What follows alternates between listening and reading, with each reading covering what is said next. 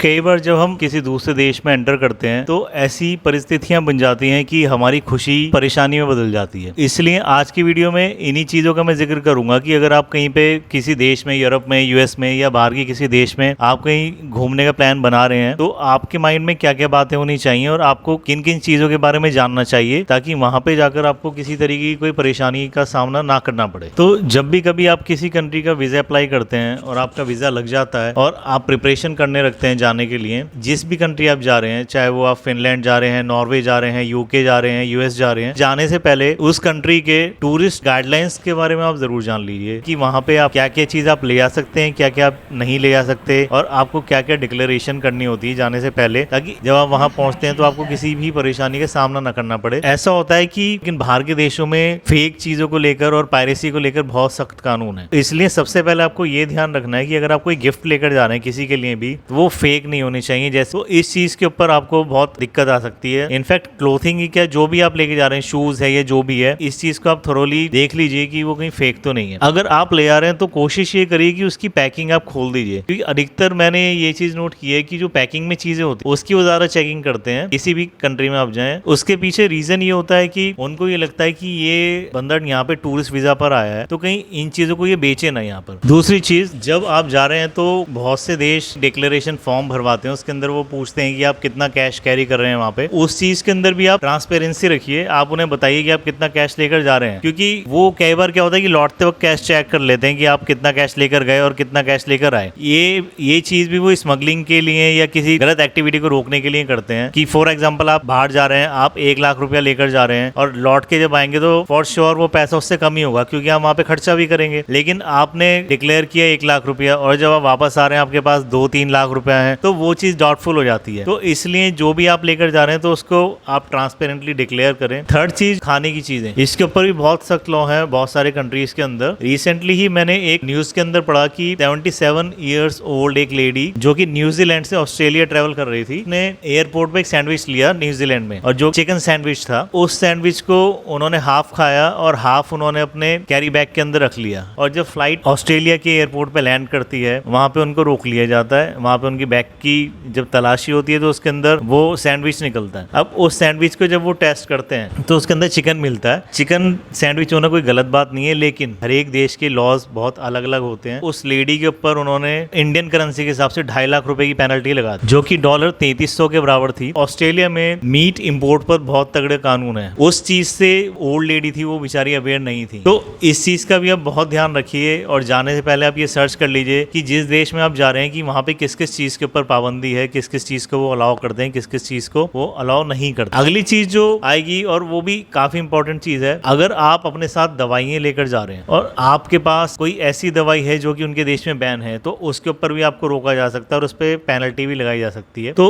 अगर आपकी कोई मेडिकेशन चल रही है तो उसके लिए सबसे ज्यादा बेहतर यही रहेगा कि आप लोग अपने साथ डॉक्टर का प्रेस्क्रिप्शन लेकर जाएं। दवाई की क्वांटिटी बहुत ज्यादा नहीं होनी चाहिए। अगली चीज, आप जिस देश जा रहे हैं तो एक बार ये चीज और जान लीजिए, वहाँ की एयरलाइंस की साइट पर जाकर उससे रिलेटेड वीडियोस देखकर, क्योंकि काफी सारी यूट्यूबर्स जो पहले जा चुके होते हैं वो उससे रिलेटेड वीडियो जरूर बनाते हैं कि कौन कौन से फॉर्म्स आपको फिल करने होते हैं उस कंट्री में एंट्री करने से पहले। क्योंकि बहुत सी बार ऐसा देखा गया है कि अगर आपका फॉर्म फिल नहीं होता तो कंडीशन ऐसी भी हो जाती है कि आपकी फ्लाइट भी मिस होने की कंडीशन में आप पहुंच जाते हैं। तो इस वजह से पहले आप फॉर्म्स वगैरह चेक कर लें कि जैसे फिलीपींस अगर कोई जा रहा होता है तो वहां पे एक ई ट्रैवल का फॉर्म भरना होता है आपको 24 घंटे पहले। तो इसी तरीके से अलग अलग देशों के अलग अलग नियम बने हुए हैं। अगली चीज जिसका मैं जिक्र करूंगा वो है दूसरे देश में हमारे स्टे को लेकर। बहुत सी बार ऐसा होता है कि हम होटल्स में स्टे करते हैं और आजकल एक नया कॉन्सेप्ट आ गया है जो कि जिसे हम एयरबीएनबी के नाम से जानते हैं, कि बहुत से लोग ये चाहते हैं कि हम खुद ही पका के खाएं। कि हम इंडियंस में खास तौर से होता है कि मोस्टली लोग वेजिटेरियन होते हैं, और बाहर के देशों में सबसे बड़ी दिक्कत यही आती है जो वेजिटेरियन लोग हैं कि वेजिटेरियन खाना नहीं मिल पाता, और अगर मिलता भी है तो उसका टेस्ट ऐसा नहीं होता कि वो खा सकें। तो इस वजह से बहुत से लोग कोशिश करते हैं कि एयरबीएनबी में स्टे करें। कि एयरबीएनबी में अगर आप स्टे कर रहे हैं तो आपका जो होस्ट है, जिसका वो अपार्टमेंट है, तो उसके साथ आप कॉन्टैक्ट कांटेक्ट में रहें। एयरबीएनबी में अगर आप किसी अपार्टमेंट में रह रहे हैं, ऐसा हो सकता है कि आप अकेले, आपकी फैमिली ही इंडियन हो, बाकी सारे लोग जो हैं वो यूरोपियन हो या जो भी जिस भी कंट्री के आप जा रहे हैं, आपको अपने होस्ट के साथ ट्यूनिंग बना के रखनी होगी, उससे कांटेक्ट में रहना होगा कि उससे पूछ लें कि क्या क्या यहाँ पे अलाउ है, क्या क्या नहीं अलाउ है, क्योंकि बाहर के देशों में कूड़े वगैरह को फेंकने के लिए हर एक चीज को लेकर बहुत सारा नियम टाइट है। उसमें सबसे इंपॉर्टेंट चीज जो मैं आपको बताना चाहूंगा, आप जो भी डॉक्यूमेंट अपने साथ लेकर जा रहे हैं, जैसे कि पासपोर्ट हो गया, आपके आईडी प्रूफ्स हो गए, जो भी डॉक्यूमेंट है जो आपकी ट्रैवल से रिलेटेड है, आपके आइडेंटिटी से रिलेटेड है, उसकी कॉपी करके आप अपनी जीमेल पर सेव करके रख लें या गूगल ड्राइव पे सेव करके रख लें। बाय चांस कोई मिस हैपनिंग हो जाती है कि आपका सामान खो जाता है या कोई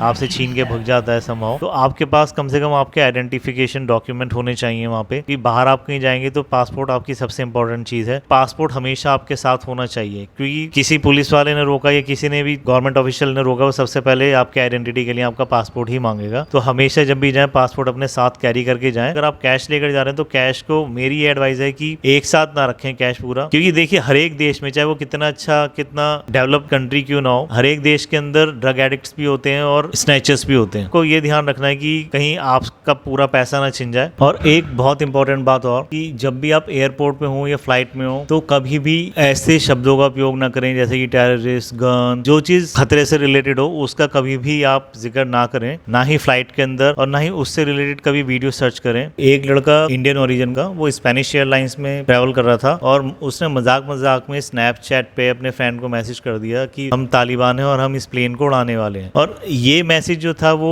वहाँ की गवर्नमेंट ने इंटरप्रेट किया और उसके बाद उन्होंने फाइटर प्लेन भेज दिया उस प्लेन की सुरक्षा के लिए। वो मजाक करनी भी उसको कितनी भारी पड़ गई, फाइटर प्लेन भेजने का जो खर्चा था वो तक का उसके ऊपर उन्होंने एज ए पेनल्टी उस पर डाल दिया। तो बस यही मेरी रिक्वेस्ट है कि कुछ ये छोटी छोटी चीजें जो होती हैं, इन्हीं की इग्नोरेंस की वजह से हम परेशानियों का सामना करते हैं। अगर आप इन चीजों का ध्यान रखेंगे तो आपको किसी भी तरीके की परेशानी का सामना नहीं करना पड़ेगा।